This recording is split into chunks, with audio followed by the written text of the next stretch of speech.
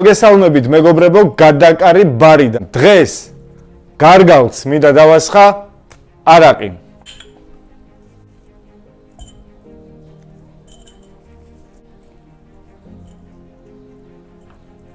მეგობრებო, არ დაგავიწყდეთ, გამოიწერეთ ჩვენი არხი. დავამატოთ ცოტა შაქარი.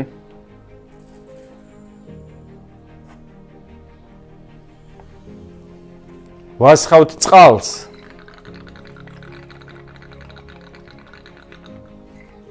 დაველოდებით 1 კვირა.